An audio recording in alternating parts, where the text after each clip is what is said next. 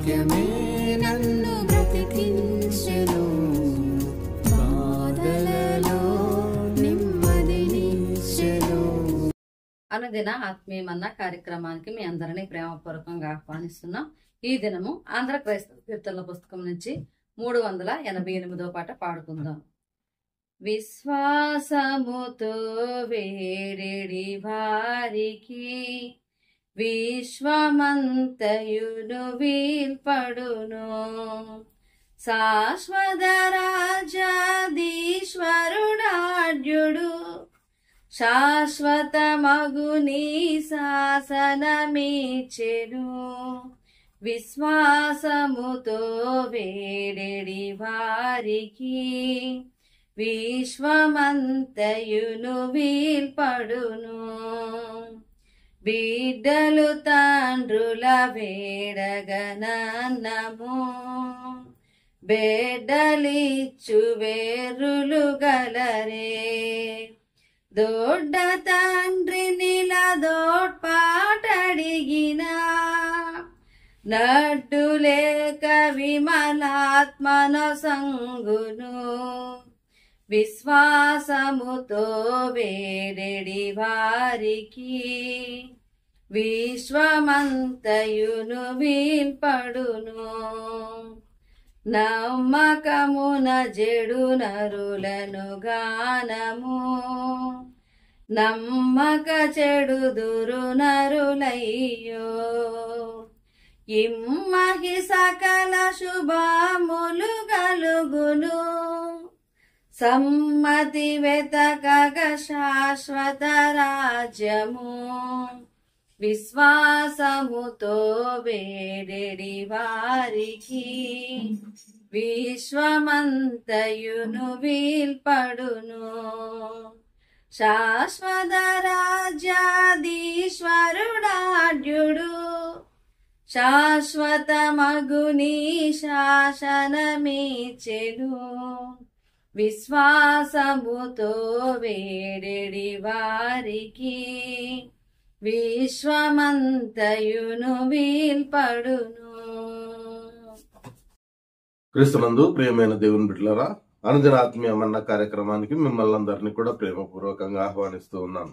ఈ సమయంలో అపోస్తలుల కార్యముల గ్రంథంలోని వ్యక్తులను గురించి మనము ధ్యానం చేసుకుంటూ వస్తున్నాం. ఈరోజు అపోస్తలుల కార్యముల గ్రంథము 16వ అధ్యాయము 1వ వచనాన్ని చూస్తే, పౌలు దెర్బేకును లుస్త్రాకును వచ్చును. అక్కడ తిమోతి అను ఒక శిష్యుడు ఉండెను.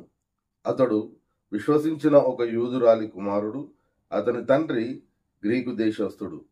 ప్రియమైన దేవుని బిడ్డలారా, ఇక్కడ మనం చూస్తే తిమోతి అనే వ్యక్తి మనకు కనిపిస్తూ ఉన్నాడు. ఆయన గురించిన డీటెయిల్స్ అయితే మనకు ఎక్కువ లేవు, కానీ ఆయన లుస్త్రాకు గాని లేకపోతే దెర్బే అనే ప్రాంతానికి గాని సంబంధించిన వాడు అనే సత్యము మొదట ఇక్కడ మనకు అర్థమవుతుంది.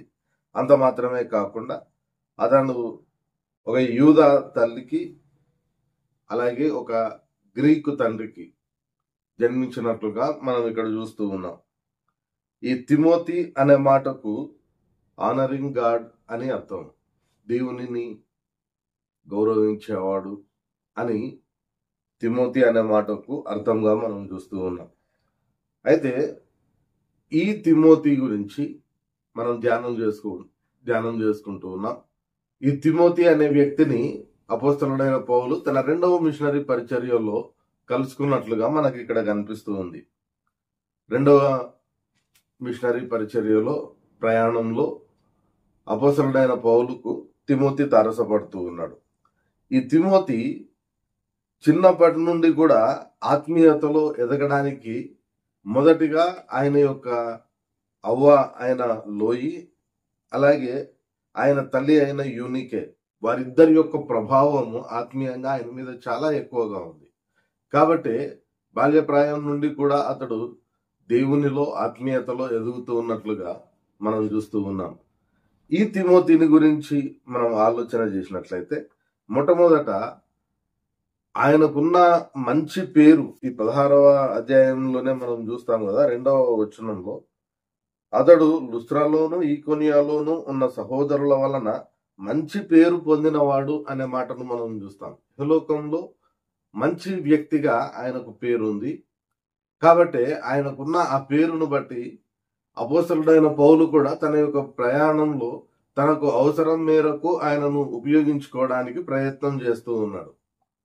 అందుకే ఆయనను గురించి మాట్లాడుతూ అపోస్తలుడైన పౌలు తిమోతికి రాసిన పత్రికలో నా నిజమైన ఆత్మీయ కుమారుడు అనే మాటను కూడా ఉపయోగించడం జరుగుతుంది. అంత ఎక్కువగా వాళ్ళిద్దరి మధ్య బంధం గట్టిపడినట్లుగా మనం చూస్తాం.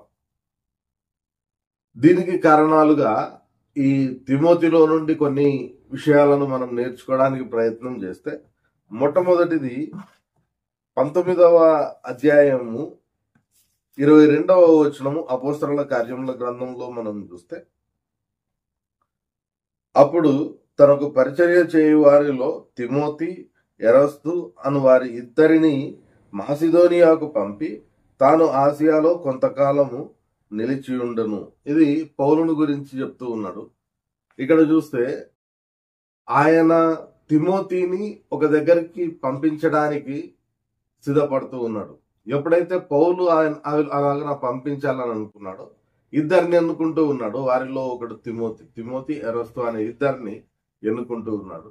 అయితే పౌలు చెప్పిన దానికి ఏ మాత్రం కూడా కాదనకుండా ఆయన చేయడానికి ప్రయత్నం చేస్తూ ఉన్నాడు. ప్రియమైన దేవుని బిడ్డలారా, ఆ విధంగా చేయాలి అని అంటే దాసుని యొక్క హృదయం కలిగి ఉండాలి. తిమోతికి ఆ హృదయం ఉన్నట్లుగా మనం చూస్తూ ఉన్నాం.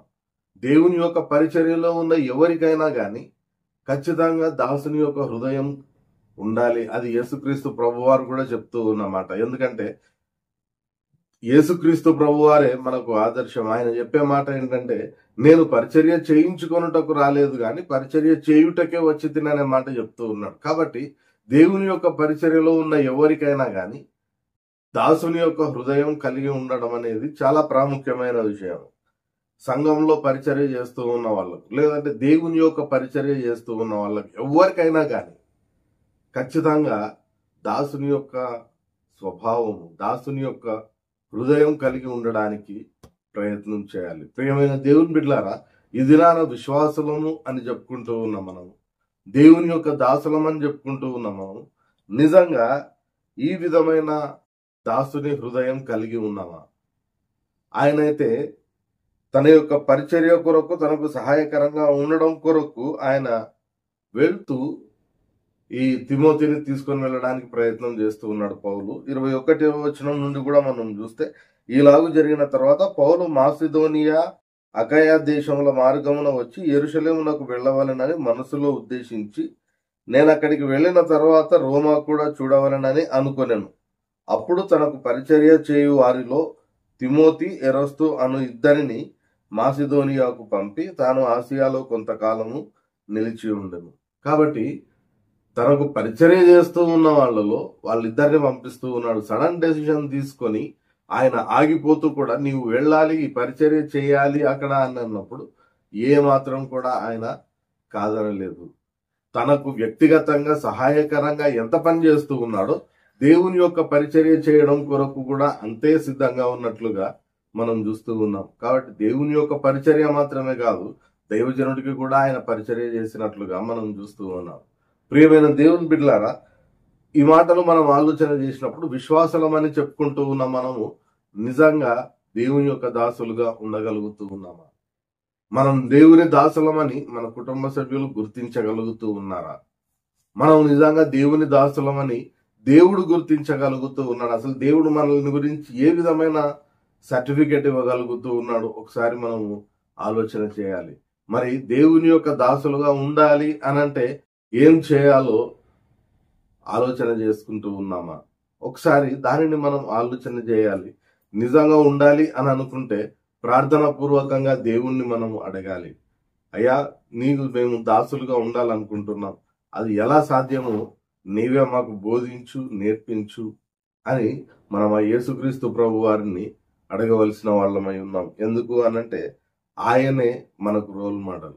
ఆయనే పరిచర్య చేయడానికి వస్తూ ఉన్నాడు, చేయించుకొనుటకు కాదు. కాబట్టి మనం కూడా పరిచర్య చేయడానికే ఉన్నాం. కాబట్టి అది ఎలా చేయాలో, ఎలా నిజంగా దేవుని యొక్క దాసులు కాగలమో యేసుక్రీస్తు ప్రభు వారిని అడిగి తెలుసుకునే వాళ్ళుగా ఉండడానికి మనము ప్రయత్నం చేయాలి. కాబట్టి ఈరోజు మొదటి విషయాన్ని మనం జ్ఞాపకం చేసుకున్నాం. ఇంకా అనేకమైన విషయాలు ఈ తిమోతి ద్వారా మనం నేర్చుకున్నది ఉంది. దేవుని చిత్తమైతే రాబోయే దినాల్లో మనం వాటిని నేర్చుకోవడానికి ప్రయత్నం చేస్తాం. పరిశుద్ధాత్మ దేవుడు సహాయం దయచేయును గాక. ప్రార్థన చేసుకుందాం. పరిశుద్ధుడైన దేవా, ప్రేమగల మా తండ్రి, మరొక నూతనమైన దినాన్ని ప్రభా మా జీవితాల్లో అనుగ్రహించి ఈ ఉదయకాల సమయంలో ప్రత్యేకంగా తిమోతి అనే వ్యక్తి ద్వారా మాతో మాట్లాడిన విధానమును బట్టి నీకు వందనాలు చెల్లించుకుంటూ ఉన్నాం. ప్రభా, ఆయనలో ఉన్న దాస్యపు హృదయాన్ని ప్రభా మాకు జ్ఞాపకం చేసి ఉన్నారు. నీ సేవకులుగా ఉండాలంటే అటు దాస్య హృదయం మేము కలిగి ఉండాలని, పరిచర్య చేసేవాళ్లుగా ఉండాలి తప్ప చేయించుకున్నటకు కాదని ప్రభా మాకు నేర్పించిన విధానాన్ని బట్టి నీకే వందనాలు చెల్లించుకుంటూ ఉన్నాం. వినిన ప్రతి వారి హృదయంలో ఈ వాక్యంను మీరే నాటి భద్రపరచి ఫలింపజేయండి. మరి ప్రత్యేకంగా దిన కార్యక్రమాలన్నింటిలో తోడుగా ఉండి క్షేమకరంగా మమ్మల్ని నడిపించి నిశ్చితమైతే ప్రభా రేపటి దినాన మరొక పర్యాయము నీవు అనుగ్రహించే అనుదినాత్మీయమన్న భుజించు కృపను మాకు దయచేయమని యేసు పరిశుద్ధ నామమున ప్రార్థించి వేడుకొంచున్నాం తండ్రి, ఆమేన్. తండ్రి, కుమార, పరిశుద్ధాత్మ త్రియేక దేవుని సకల దీవెనలు సదాకాలం మనకందరికీ తోడయుండి నడిపించును గాక. ఆమేన్.